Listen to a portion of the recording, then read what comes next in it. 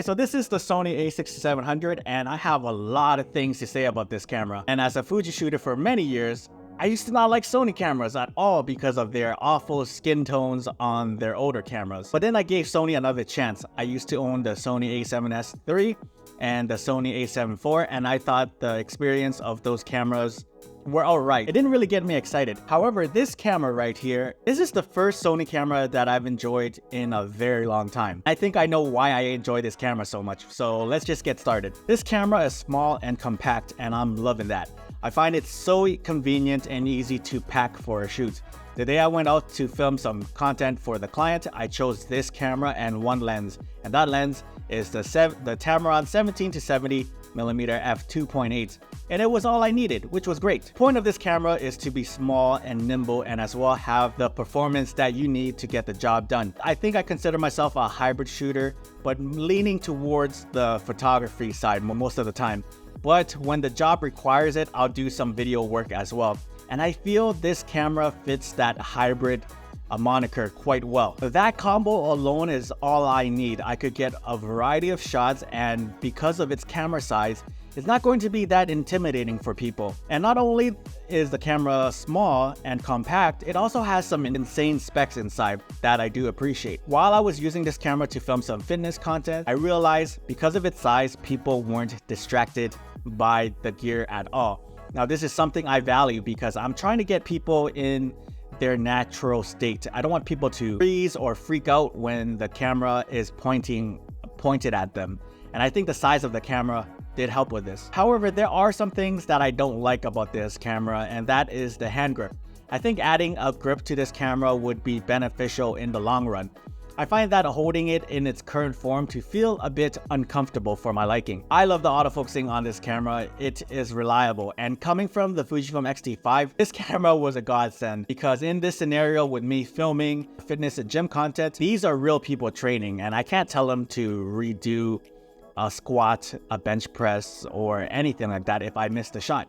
So this is why it's important to have reliable autofocusing, and this A6700 delivers. And as soon as I point it at someone, the autofocusing latches onto that person right away, and it usually knows what subject that I want to be in focus. And I think the AI chipset that is in this camera helps with the subject detection as well, because I don't have any issues with subject or eye tracking to be sporadic and just go bounce back and forth like I do on my X-T5. I think for video and photo, this camera does a great job acquiring focus. You can't get any better than this for the APS-C cameras. The video specs on this camera is great. 4K video looks great because it's being oversampled from a 6K sensor. You're getting a sharp and crispy looking footage. I've used the 4K 60 for slow motion, and I think it looks great also. However, there is a crop on the 4K 120, and that is a 1.5 times crop.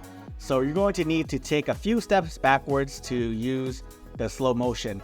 I also find that in this mode, the 4K 120, to be a bit noisy. So it's best that if you are using this mode to properly expose the scene. Otherwise, you're gonna have a lot of noise in the shadows. But that being said, I think the 4K 120 looks great. The FX30, Sony's latest APS-C cinema camera, uses the same sensor as the A6700, so you know you're going to get great video footage. S-Log3 is great also. I use phantom LUTs to color grade my S-Log3 footage.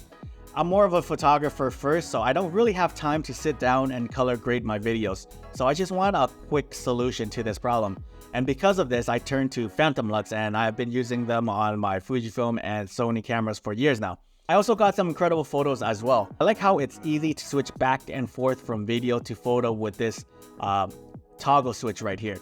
When I was finished grabbing the footage, I went and took the photos, and it was so convenient, and it's all I could ask for. And with the Tamron lens that I use, it did allow me to be a bit further away, so I'm not in the way of the training sessions and obstructing, people's gym session. I shot a few portraits with this camera, and I just love how sharp the photos look.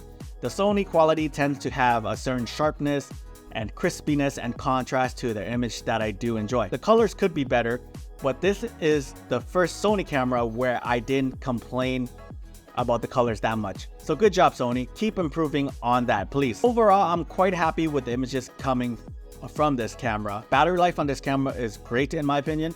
I found that I was able to get a little over an hour of 4K recording on S-Log3 10-bit 422. And there was one day I was using this camera for 3 to 4 hours of shooting photos, and I still have around 50% of battery left over. Let's move on to the cons. There are times that the single card slot did annoy me and knocked me out of my rhythm. And there was a moment that was happening that I needed to film at the gym, and I missed it because I was busy, switching cards out. I feel this is where the dual SD cards could have helped, because if it filled up one card, it can start recording onto the next card. The second thing I don't like about this camera is the EVF. The EVF just sucks. I'm just not a fan of it, and I just think it's just too small. And I use the LCD screen most of the time with this camera. This LCD screen could be a bit brighter as well. I just live in a place that is very, very sunny. When I shoot with this camera outside, the EVF and LCD screens are useless. I can't see a thing in them. The menu system. Coming from a Fujifilm system, I find that the menu system on the Sony to be quite confusing, but I'm getting used to it the more time I'm spending with this camera. So over the past few months, I had the pleasure of putting this camera through its paces, using it for how I would use it, that is, hybrid usage. I filmed content with this camera, client work, and my YouTube and social media stuff as well. I also use this camera for portrait photography and, everyday documentary stuff as well. And I gotta say, it is a reliable camera. I am loving how reliable the autofocusing has been, and because of Fujifilm's lack of regard to fix the autofocusing bugs in the firmware updates that they've been putting out, I have to go out of the family to seek better autofocusing. And this Sony A6700 got what I want without any hiccups. There was no back focusing, there was no false positive. Everything was locked onto the eyes and the face and the iris, which was a breath of fresh air. The specs on this camera is insanely good as well. 26 megapixels, 4K 120, 4K 60, all from oversampled 6K sensors to give you that crispy looking footage. It's amazing what this little camera can do. Video is stunning, by the way, and I love how the videos come out with this camera.